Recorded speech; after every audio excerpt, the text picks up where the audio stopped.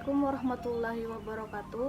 Halo semuanya, perkenalkan nama saya Siti Masyita, mahasiswa Sosiologi Fakultas Ilmu Sosial dan Ilmu Politik Universitas Tadulako. Dalam video ini, saya ingin menjelaskan beberapa materi mengenai sosiologi konflik.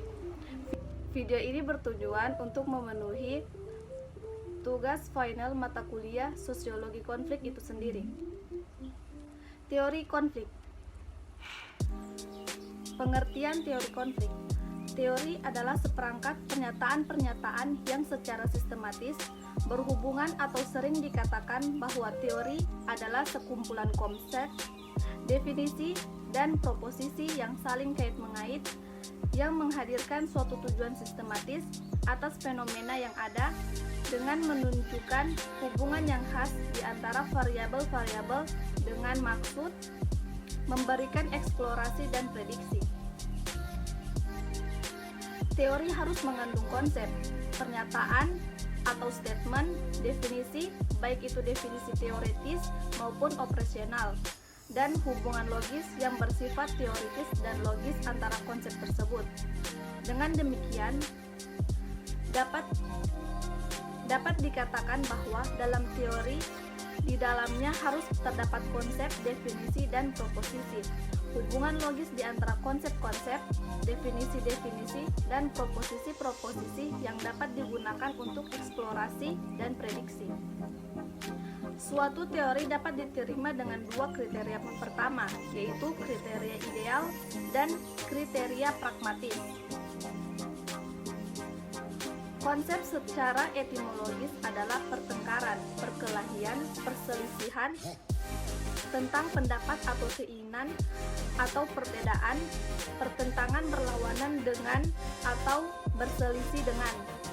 Dalam KBBI, konflik mempunyai arti percekcokan, perselisihan, dan pertentangan. Sedangkan menurut Kamus Sosiologi, konflik bermakna pertentangan secara terbuka antara individu-individu atau kelompok-kelompok di dalam masyarakat atau antara bangsa-bangsa. Dengan demikian, yang dimaksud dengan teori konflik adalah beberapa teori atau sekumpulan teori yang menjelaskan tentang peranan konflik, terutama antara kelompok-kelompok dan kelas-kelas dalam kehidupan sosial masyarakat. Asumsi dasar teori konflik. Ada beberapa asumsi dasar dari teori konflik ini. Pertama, teori konflik merupakan antitesis dari teori struktural fungsional, di mana teori struktural fungsional sangat mengedepankan keteraturan dalam masyarakat. Teori konflik melihat pertikaian dan konflik dalam sistem sosial. Kedua, teori konflik melihat bahwa di dalam masyarakat tidak akan selamanya berada pada keteraturan. Buktinya, dalam masyarakat manapun pasti pernah mengalami konflik-konflik atau ketegangan-ketegangan. Kemudian, teori konflik juga melihat adanya dominasi, koersi, dan kekuasaan dalam masyarakat. Ketiga, teori konflik juga membicarakan mengenai otoritas yang berbeda-beda. Otoritas yang berbeda-beda ini menghasilkan superordinasi dan subordinasi. Perbedaan antara keduanya dapat menimbulkan konflik karena adanya perbedaan kepentingan. Teori konflik juga mengatakan bahwa konflik itu perlu agar terciptanya perubahan sosial. Ketika struktural fungsional mengatakan bahwa perubahan sosial dalam masyarakat itu selalu terjadi pada titik equilibrium, teori konflik melihat perubahan sosial disebabkan karena adanya konflik-konflik kepentingan. Namun, pada suatu titik tertentu, masyarakat mampu mencapai sebuah kesepakatan bersama. Di dalam konflik, selalu ada negosiasi-negosiasi yang dilakukan sehingga terciptalah suatu konsensus. Menurut teori konflik, masyarakat disatukan dengan paksaan.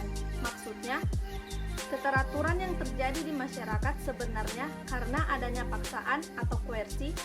Oleh karena itu, teori konflik lekat hubungannya dengan dominasi, koersi, dan power. Tokoh-tokoh teori konflik. Tokoh-tokoh teori konflik terbagi ke dalam dua fase, yaitu tokoh sosiologi klasik dan tokoh sosiologi modern. Adapun tokoh-tokoh teori konflik sosiologi klasik adalah yang pertama Polybius, kedua Ibnu Khaldun, ketiga Niccolo Machiavelli, keempat Jean Bodin, dan kelima Thomas Hobbes. Adapun untuk sosiologi modern, tokoh-tokohnya diantaranya yang pertama Karl Marx. Karl Marx berpendapat bahwa konflik kelas diambil sebagai titik sentral dari masyarakat. Konflik antara kaum kapitalis dan proletar adalah sentral di masyarakat. Segala macam konflik mengasumsi bentuk dari peningkatan konsolidasi terhadap kekacauan. Kaum kapitalis telah mengelompokkan populasi pada segelintir orang saja. Dalam analis kalangan Marxis, konsep kekuatan politik sebagai pembantu terhadap kekuatan kelas dan perjuangan politik sebagai bentuk khusus dari perjuangan kelas.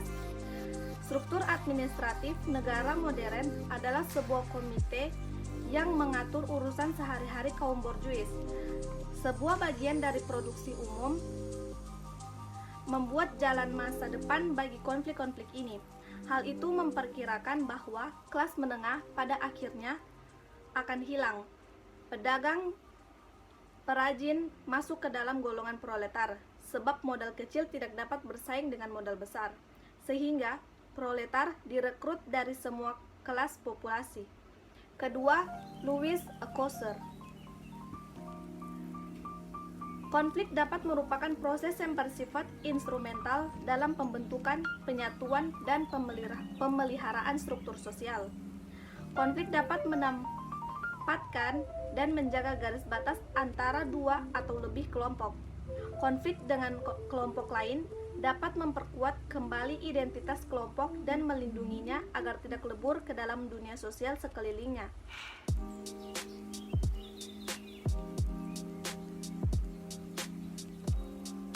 Seluruh fungsi positif konflik tersebut dapat dilihat dalam ilustrasi suatu kelompok yang sedang mengalami konflik dengan kelompok lain. Misalnya, pengesahan pemisahan gereja kaum tradisional, praktik ajaran Katolik prakonsili, dan gereja Anglo-Katolik. Perang yang terjadi bertahun-tahun di Timur Tengah telah memperkuat identitas kelompok negara Arab dan Israel. Menurut Althusser, konflik dibagi menjadi dua, yaitu konflik realistis dan konflik non-realistis. Konflik realistis berasal dari kekecewaan terhadap tuntutan-tuntutan khusus yang terjadi dalam hubungan dan dari perkiraan kemungkinan keuntungan para partisipan dan yang diajukan pada objek yang dianggap mengecewakan. Contoh, para karyawan yang mogok kerja agar tuntutan mereka berupa kenaikan upah gaji dinaikkan. Sedangkan konflik non-realistis adalah konflik yang bukan berasal dari tujuan-tujuan persaingan yang antagonis, tetapi dalam kebutuhan untuk meredakan ketegangan paling tidak dari salah satu pihak. Althusser menjelaskan dalam masyarakat yang buta huruf, pembalasan dendam biasanya melalui ilmu gaib seperti telu, santet, dan lain-lain. Sebagaimana halnya masyarakat maju melakukan perkambing hitaman sebagai pengganti ketidakmampuan melawan kelompok yang seharusnya menjadi lawan mereka. Ketiga, Ralph Dahrendorf. Ralph Dahrendorf adalah tokoh utama yang berpendirian bahwa masyarakat mempunyai dua wajah, yakni konflik dan konsensus. Sehingga teori sosiologi harus dibagi dua bagian, teori konflik dan teori konsensus. Teoritis konsensus harus menguji nilai integrasi dalam masyarakat, dan teoritis konflik harus menguji konflik kepentingan dan penggunaan kekerasan yang mengikat masyarakat bersama di hadapan tekanan tersebut. Meski ada hubungan timbal balik antara konsensus dan konflik, Dahrendorf tidak optimis mengenai pengembangan teori sosiologi tunggal yang mencakup kedua proses itu. Dia menyatakan mustahil menyatukan teori untuk menerangkan masalah yang telah membingungkan pemikir sejak awal perkembangan filsafat Barat. Untuk menghindarkan dari teori tunggal tersebut, Dahrendorf membangun teori konflik masyarakat. Dahrendorf memusatkan perhatian pada struktur sosial yang lebih luas.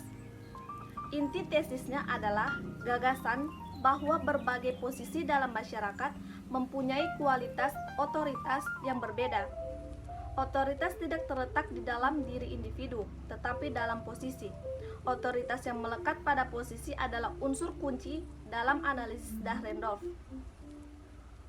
Otoritas secara tersirat menyatakan superordinasi dan subordinasi mereka yang menduduki posisi otoritas diharapkan mengendalikan bawahan. Ralph Dahrendorf kemudian memaparkan tentang kelompok, konflik, dan perubahan. Dahrendorf membedakan 3 tipe utama kelompok. Pertama adalah kelompok semu atau sejumlah pemegang posisi dengan kepentingan yang sama. Kedua adalah kelompok kepentingan. Ketiga adalah kelompok konflik yang muncul dari berbagai kelompok kepentingan. Singkatnya, Dahrendorf menyatakan bahwa segera setelah kelompok konflik muncul, kelompok itu melakukan tindakan yang melakukan perubahan dalam struktur sosial. Bila konflik itu hebat, perubahan yang terjadi adalah radikal. Bila konflik disertai dengan tindakan kekerasan, maka akan terjadi perubahan struktur secara tiba-tiba. Fungsi-fungsi konflik. Menurut Louis Althusser, bahwa konflik mempunyai beberapa fungsi sebagai berikut. Pertama, konflik dapat membantu mengeratkan ikatan kelompok yang berstruktur secara longgar. Masyarakat yang mengalami disintegrasi atau berkonflik dengan masyarakat lain dapat memperbaiki kepaduan integrasi. Kedua, konflik dapat membantu menciptakan kohesi melalui aliansi dengan kelompok lain. Contoh, konflik antara bangsa Arab dan Israel akan menimbulkan aliansi antara Israel dan Amerika Serikat, sehingga berkurangnya konflik Israel dengan Arab mungkin dapat memperlemah hubungan antara Israel dan Amerika Serikat. Ketiga, konflik dapat membantu mengaktifkan peran individu yang semula terisolasi. Protes terhadap Perang Vietnam memotivasi kalangan anak muda untuk pertama kali berperan dalam kehidupan politik di Amerika.